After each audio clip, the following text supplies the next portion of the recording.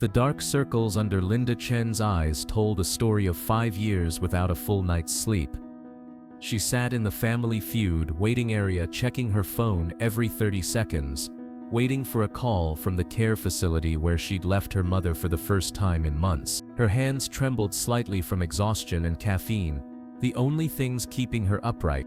"Mom's okay, you checked 10 minutes ago," her daughter Amy whispered beside her. Linda nodded, though her eyes held the constant worry of someone who had become responsible for another person's entire existence. This was supposed to be a break, 3 hours away from caregiving, but she couldn't turn off the vigilance. The Chen family from Sacramento had been selected after Amy submitted their application without telling her mother. It was her desperate attempt to get Linda out of the house, to remind her that she was more than just a caregiver. The prize money could help with medical bills, but mostly Amy wanted to see her mother smile again. Steve Harvey's voice filled the studio as the cameras prepared to roll. The energy was infectious and celebratory, designed to make families feel joyful and connected, but Linda carried the weight of watching her mother disappear piece by piece, while keeping her own life together. She wore a simple blue cardigan that had coffee stains she'd tried to wash out. It was one of 3 shirts she rotated between. Her wardrobe simplified to whatever could handle the daily reality of caring for someone who no longer recognized her. Personal care had become a luxury she couldn't afford. The game began with its usual excitement. The Chen family faced the Rodriguez family from Arizona in what should have been a fun competition. Steve worked his magic, drawing laughs and creating those moments of connection that made the show special. Linda stood at the end of her family's podium. She tried to participate when the cameras focused on her, but her mind kept drifting to her mother, wondering if she was scared, confused, or calling for her. Guilt ate at her for being here instead of there. "Survey says," Steve announced, as the first round progressed. The Chen family was doing well, their answers lighting up the board with encouraging frequency. Amy kept glancing at her mother, hoping to see some spark of the woman she'd been before becoming a full-time caregiver. The studio lights were bright and energizing. For most contestants, they represented excitement and possibility. For Linda, they felt overwhelming after years of living in the dim lighting of a sick room, managing medications and monitoring breathing patterns. During a commercial break, Steve worked the audience as he always did. His natural charisma filled the studio, making strangers feel like family. He noticed Linda immediately, standing quietly, while her family celebrated around her. There was something in her posture that caught his attention. The way she held herself like someone carrying invisible weight, like someone who had forgotten how to exist for herself. Steve had learned to read people over decades of television, and Linda was drowning in responsibility. "You doing all right over there?" Steve asked during the break, walking toward the Chen family podium. Linda managed a tired smile that carried more exhaustion than joy. "Just thinking about my mom," she replied softly, checking her phone again. Amy stepped closer to her mother protectively. "She's been taking care of my grandmother for 5 years," she said, her voice carrying frustration and admiration in equal measure. "She hasn't had a break, not once." The cameras came back on. Steve returned to his position, but his eyes kept drifting to Linda throughout the next round. Her family was winning, but she seemed disconnected from their success, present but mentally somewhere else entirely. The fast money round arrived. Amy went first and scored 164 points. The family needed only 36 more points to win the $20,000. Money that could help with the mounting costs of caring for someone with Alzheimer's. Linda stepped up to the podium. Her family cheered behind her, but she barely heard them through the exhaustion that had become her constant companion. The bright lights felt harsh, the studio audience overwhelming, the pressure mounting in ways that had nothing to do with any game. "All right, Linda," Steve said, his voice carrying its usual warmth. "You need 36 points to win $20,000 for your family. You ready?" Linda nodded, though her hands shook slightly as she gripped the podium from pure fatigue. The questions began with familiar rhythm. "Name something that keeps people awake at night." Worry, Linda answered automatically. though the word carried the weight of 5 years of sleepless nights monitoring someone who might wander, fall, or forget how to breathe. Name something people do every day. Take care of others. Name something that gets harder with age. Everything. Each answer came from a place of deep experience, from someone who had watched aging destroy the person she loved most while slowly destroying herself in the process. Name something children don't understand. Linda hesitated, thinking of Amy's frustration when she couldn't come to school events because her grandmother needed constant supervision. Sacrifice, she said quietly. Final question, Linda. What do you sacrifice for family? The question hung in the air like a physical weight. Linda's face went completely pale as she stared at Steve. The carefully maintained composure she'd built over 5 years of caregiving began cracking under the pressure of acknowledging what she'd given up. The studio waited. Her family waited. But Linda couldn't speak because the question had reached into the deepest part of her exhaustion and torn it open. She had sacrificed everything, but saying it out loud made it real. Linda started, then stopped. Her breathing became shallow as 5 years of suppressed grief began rising in her chest. The bright lights suddenly felt like the harsh fluorescence of hospital rooms where she'd spent countless hours. Everything, she whispered. So quietly the microphones barely picked it up, but the cameras caught the moment her composure finally broke. The way her shoulders sagged, the tears that started flowing, the way she gripped the podium like it was the only thing keeping her from collapsing. Steve Harvey had hosted thousands of episodes. He'd seen contestants struggle with difficult questions, seen them get emotional, seen them freeze under pressure. But this was different. This wasn't about winning or losing anymore. He set down his cards and walked toward Linda. Not the measured walk of a television host, maintaining show pace, but the immediate response of a human being recognizing someone in crisis. The studio fell silent as all protocols were abandoned.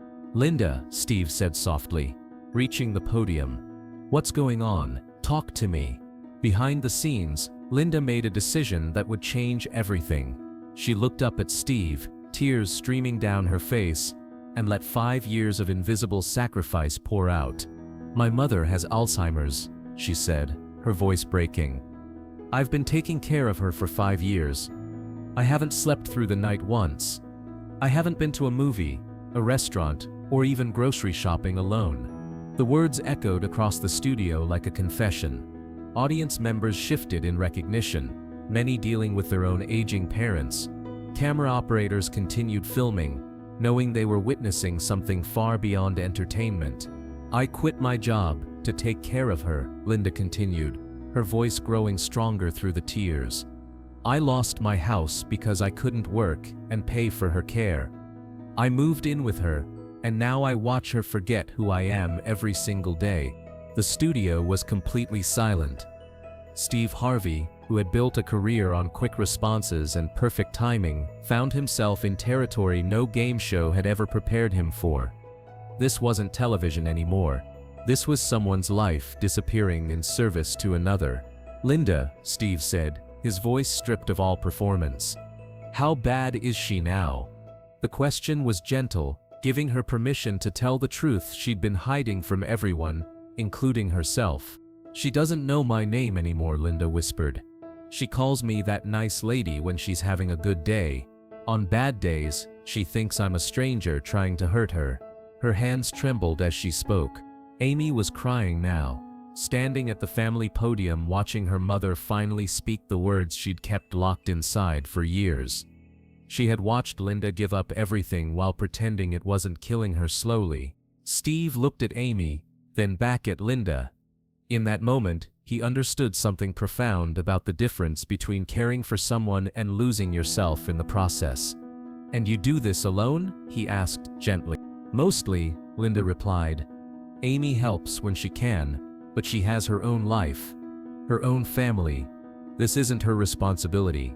My mother raised me, sacrificed for me. Now it's my turn. The resignation in her voice was heartbreaking. But when do you rest? Steve asked, cutting to the heart of her exhaustion. When do you take care of yourself? Linda looked at him with the hollow eyes of someone who had forgotten that was even an option. "I don't," she said simply. "There's no time. She wanders if I'm not watching. She forgets to eat, forgets how to use the bathroom, forgets that the stove is dangerous. If I sleep, she could die." Steve Harvey had made people laugh for decades. But in this moment, he learned something about the difference between entertaining people and witnessing the hidden heroes who sacrifice everything for love. He did something unprecedented in television history. He walked around the podium and pulled Linda into his arms. Not a quick, camera-friendly embrace, but the kind of hug that says, "Your sacrifice is seen, your exhaustion is valid."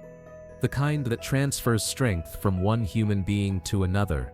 "Linda," he said, still holding her, "I want you to listen to me very carefully."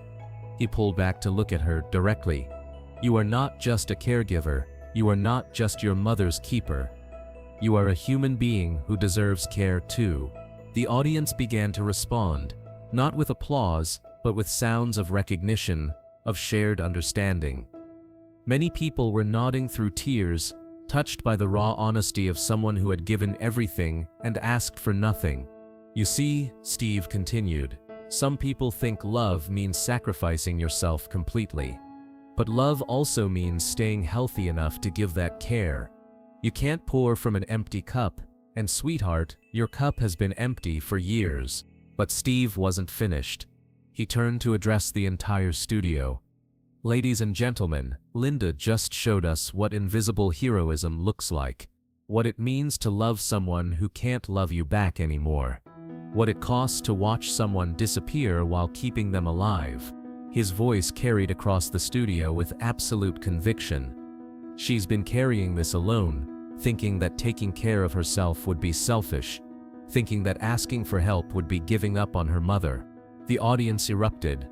Not in the programmed applause of a television taping, but in genuine recognition of sacrifice they had just witnessed. This was love and duty and the slow erosion of self, made visible. "Linda," Steve continued, turning back to her, "your mother raised you to be strong, independent, caring. But she didn't raise you to disappear. She didn't raise you to sacrifice your health, your happiness, your life. The woman who raised you would want you to get help. She would want you to sleep through the night. She would want you to remember that you matter too." Linda was sobbing now, but the tears felt different. They weren't just tears of exhaustion anymore. They were tears of permission, of finally hearing that her own needs were valid, that caring for herself wasn't betrayal. "But I'm all she has," Linda whispered. "If I don't take care of her, who will?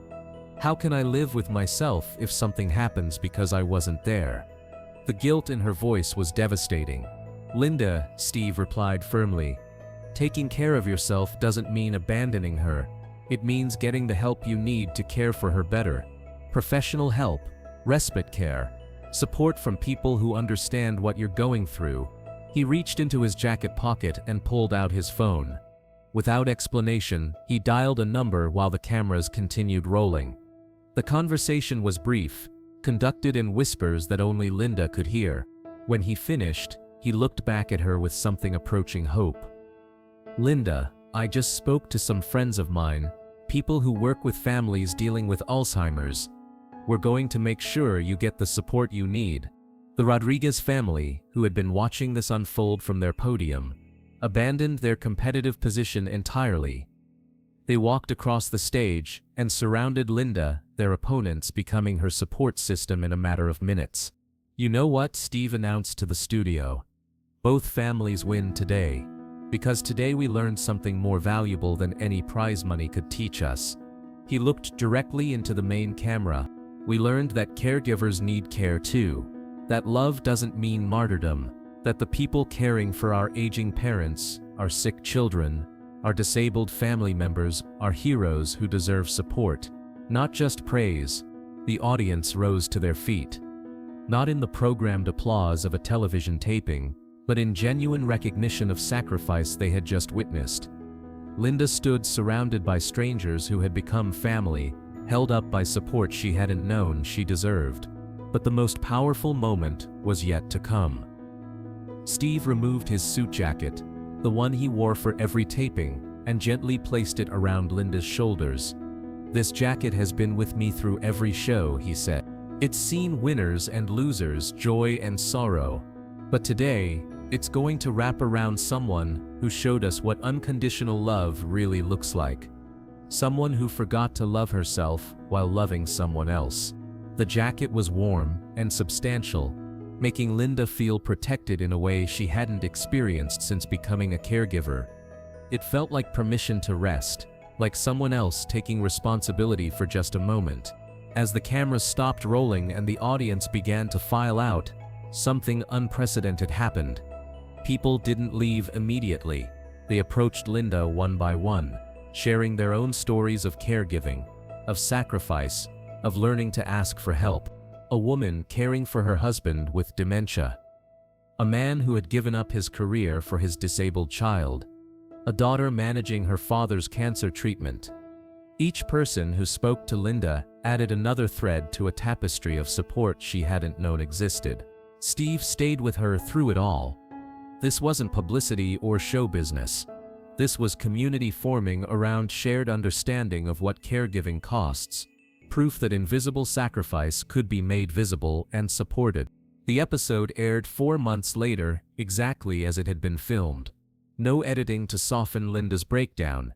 No removing of the hard truths she had spoken. The response was immediate and overwhelming. Caregiver support organizations reported increased funding. Respite care programs saw demand surge. But most importantly, families began having conversations about sharing the burden of care instead of placing it all on one person. Linda got the help she needed. Professional caregivers who could provide overnight care so she could sleep. Adult day programs that gave her mother stimulation and gave Linda time to remember who she was outside of caregiving. The business card Steve had given her led to resources that transformed her situation.